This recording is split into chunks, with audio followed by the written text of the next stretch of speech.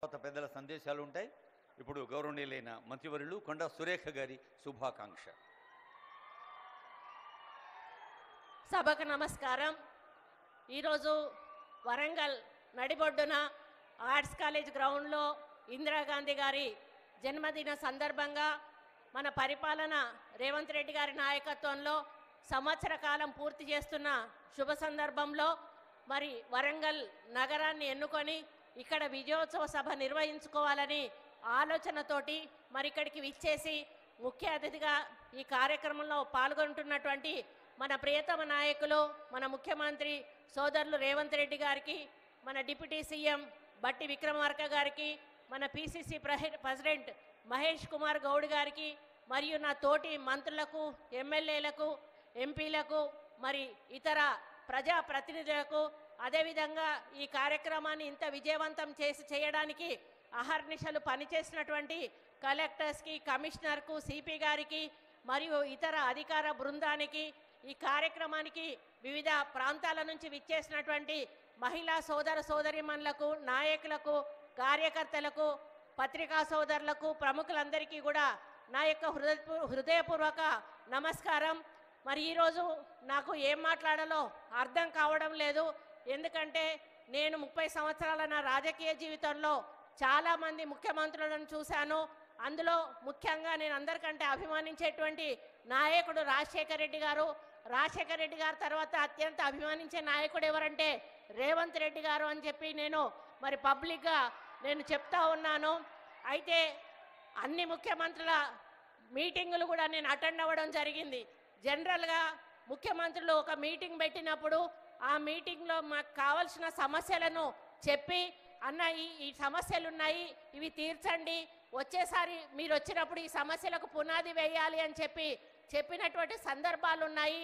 ఆ తర్వాత ముఖ్యమంత్రి గారు మరి అవి మంజూరు చేసి మళ్ళీ వచ్చి ఫౌండేషన్ వేసినటువంటి సందర్భాలు ఉన్నాయి. కానీ బీఆర్ఎస్ ప్రభుత్వంలో ఆ ముఖ్యమంత్రి దగ్గర కూడా నేను పనిచేశాను. మరి ఆయన ఇటువంటి మీటింగ్లలో వందల కొలది వాగ్దానాలు చేసేది, ఏది కూడా ఒక్క రూపాయి కూడా మంజూరు చేయలేదు. రాజశేఖర రెడ్డి గారు మాత్రం చెప్పిన ప్రతి పనిని కూడా చేసి మళ్ళీ ఆయన వచ్చి ఫౌండేషన్ వేసిన సందర్భాలు ఉన్నాయి. కానీ ఈ సభ, ఈరోజు జరుగుతున్న ఈ వరంగల్ సభ అందుకు భిన్నంగా చరిత్రలో నిలిచిపోయే విధంగా ఉంది అని చెప్పడానికి నేను చాలా గర్వపడతా ఉన్నాను. ఎందుకంటే మరి నేను పోయే టైం ఎటువంటిదో, అన్న మూడు ఎటువంటిదో, కానీ నేను ఎప్పుడు పోయి ఏది అడిగినా కూడా చూద్దాంలే అక్క, చేద్దాంలే అక్క అనేటోడు. నేను ఊరికే అనుకునేదాన్ని, అయ్యో అన్న దగ్గరికి పోయి అడుగుతా ఉన్నా, అన్న ఏది అడిగినా కూడా చూద్దాంలే చేద్దాంలే అంటాడు. మరి ఇప్పటి వరకు ఒక అభివృద్ధి కార్యక్రమానికి మేము శ్రీకారం చుట్టలేదు. మరి ప్రజలకు మేము ఏ విధంగా సమాధానం చెప్పుకోవాలని పదే పదే నేను మదన పడతా ఉండేదాన్ని. కాకపోతే ఆయనతో ఎప్పుడు వెహికల్లో ఎక్కినప్పుడు కూడా ఆయన ఒకటే మాట చెప్పేవాడు, అక్క హైదరాబాదు మనం ఏమీ చెయ్యలేము, కానీ వరంగల్ నగరాన్ని మాత్రం మనం ఏ విధంగా అంటే ఆ విధంగా రూపుదిద్దుకునే అవకాశం ఉంది. కాబట్టి వరంగల్ని ఎన్ని ఫండ్స్ అయినా కూడా ఇచ్చి ఒక మంచి పట్టణంగా తీర్చిదిద్దడానికి మన వంతు సహాయం సహకారం తప్పకుండా ప్రభుత్వం నుంచి ఉంటుంది.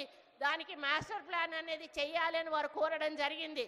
మరి మా ఇన్ఛార్జ్ మినిస్టర్ శ్రీనివాసరెడ్డి గారు ఇక ఆయన పట్టుకున్నాడంటే ఉడుపు పట్టే వదిలిపెట్టాడు. ఇక అధికారుల వెంటపడి వేటాడి మరి మమ్మల్ని పదే పదే రివ్యూ మీటింగ్స్ పెట్టించి మాకు ఒక ప్రణాళిక అంటూ సిద్ధం చేసి ముఖ్యమంత్రి గారి దృష్టికి తీసుకుపోవడం జరిగింది. మరి ముఖ్యమంత్రి 19వ తారీఖు వస్తున్నారు అంటే జనరల్గా ఏదో మహిళలకు సంబంధించిన మీటింగ్ పెట్టి వెళ్ళిపోతారేమో అని నేను అనుకున్నాను. కానీ గత వారం రోజుల నుంచి సెక్రటేరియట్లో జరిగిన హడావిటి అంతా ఇంత కాదు అని చెప్పక తప్పదు. అన్ని డిపార్ట్మెంట్స్ కూడా అలర్ట్ అయిపోయాయి. ఒక డిపార్ట్మెంట్ తర్వాత ఒక డిపార్ట్మెంటు వరంగల్లో ఏమేమి అవసరం ఉన్నాయని చిన్న చిన్న పనులను కూడా చూసి వాటిని వివరాలు తెప్పించుకొని వాటన్నిటికీ కూడా జీవో ఇచ్చి దాదాపు ఈరోజు 4,500 కోట్ల రూపాయల నిధులు విడుదల చేస్తూ జీవోలు ఇచ్చి ఈరోజు ఇక్కడ శంకుస్థాపన కార్యక్రమం చేసినందుకు ఈ వేదిక నుండి మరి సీఎం గారికి హృదయపూర్వక ధన్యవాదాలు మా వరంగల్ ప్రజల తరఫున తెలియజేస్తా ఉన్నానన్నా. మీ నమ్మకాన్ని వమ్ము చెయ్యము.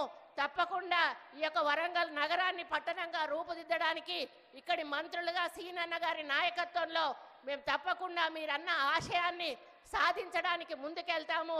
అది ఈరోజు ఒక మహిళ ప్రధానమంత్రి ఇందిరాగాంధీ గారి పుట్టినరోజు సందర్భంగా ఇద్దరు మహిళా మంత్రులం ఇక్కడ ఉన్నాము. ఒక మహిళా మేయర్ ఉంది, ఒక మహిళా ఎంపీ ఉంది.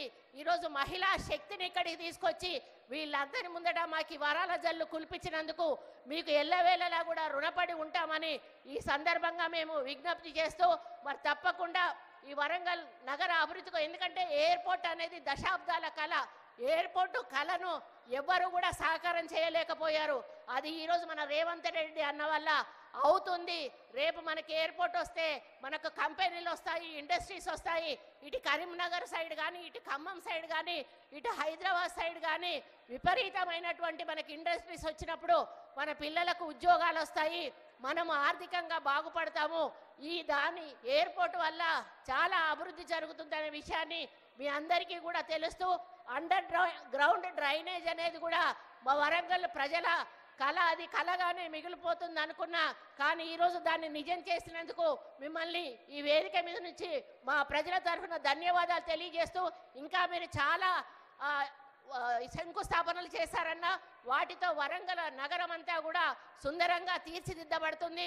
వాటన్నిటిని కూడా దగ్గరుండి నాణ్యమైన పనులతో అవినీతి జరగకుండా ముందుకు తీసుకుపోయే విధంగా అధికారులతో మేము కమ్యూనికేట్ చేసుకొని మా ఇన్ఛార్జ్ మినిస్టర్ గారి నాయకత్వంలో తీసుకెళ్తామని తెలియజేసుకుంటూ, ఇదే ఆదరణ, ఇదే ఆప్యాయత, ఇదే ప్రేమ మా మీద ఎప్పుడు ఉండాలని, మమ్మల్ని ఆశీర్వదిస్తూనే ఉండాలని కోరుకుంటూ, మళ్ళీ మీకు మరి నిధులు విడుదల చేసినందుకు మా బట్టన్నకు పాపం బట్టన్న వెనకాల పడతా ఉంటా, అన్న ఒక రూపాయి కూడా ఇవ్వని. పాపం బట్టన్న కూడా ఈరోజు 4,500 కోట్ల రూపాయలు విడుదల చేసినందుకు వారికి కూడా వేదిక మీద నుంచి ప్రత్యేక ధన్యవాదాలు తెలియజేస్తూ మరి సెలవు తీసుకుంటా ఉన్నాను. జై కాంగ్రెస్! రేవంత్ రెడ్డి గారి నాయకత్వం, రేవంత్ రెడ్డి గారి నాయకత్వం. జై కాంగ్రెస్!